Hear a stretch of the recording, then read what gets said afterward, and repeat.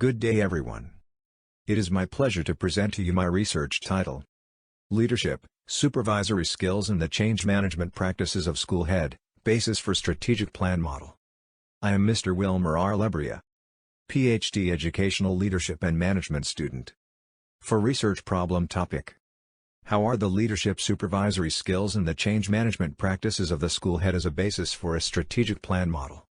This study aimed to analyze the relationship between leadership supervisory skills to the change management practices of school heads as the basis for the strategic plan model. Specifically, it sought to answer the following questions. 1.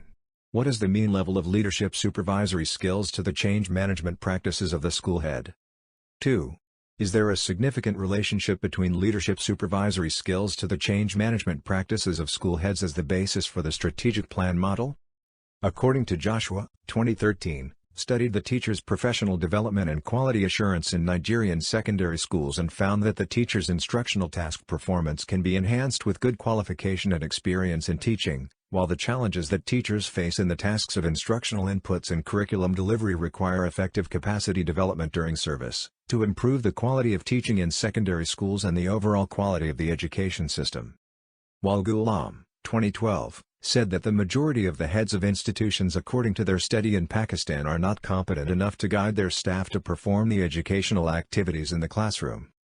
Thomason, 2012, found that participation in the learning community helped pre-service teachers make stronger links between theory and practice, learn from each other, and become more reflective about problem-solving teaching approaches.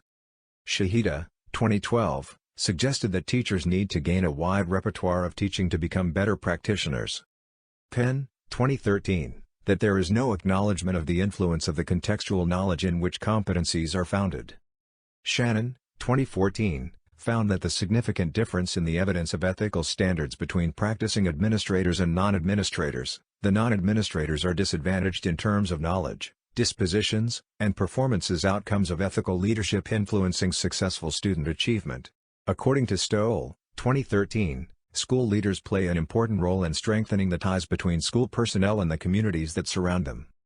And according to the OECD, 2015, as countries move rapidly towards becoming knowledge societies with new demands for learning and new expectations of citizenship, strategic choices must be made not just to reform but to reinvent education systems so that the youth of today can meet the challenges of tomorrow. Leithwood, 2015, said that school-level differences or contextual factors have important implications for their leadership practice. Various leadership engagements beyond the school, in partnerships with other schools, communities, social agencies, universities, and policymakers can increase professional learning, enhance improvement through mutual assistance and create greater cohesion among all those concerned with the achievement and well-being of every child. Nush, 2013. Mulford, 2013, disclosed that an essential function of school leadership is to foster organizational learning, that is to build the capacity of the school for high performance and continuous improvement through management of the curriculum and teaching program, development of staff, and creating the climate and conditions for collective learning. Research synthesis. School leadership has become a priority in education policy agendas internationally. It plays a key role in improving school outcomes by influencing the motivations and capacities of teachers, as well as the school climate and environment. Effective school leadership is essential to improve the efficiency and equity of schooling. As countries are seeking to adapt their education systems to the needs of contemporary society, expectations for schools and school leaders are changing. Many countries have moved towards decentralization, making schools more autonomous in their decision-making and holding them more accountable for results. At the same time, the requirement to improve overall student performance while serving more diverse student populations is putting schools under pressure to use more evidence-based teaching practices. As a result of these trends, the function of school leadership across different countries is now increasingly defined by a demanding set of roles which include financial and human resource management and leadership for learning.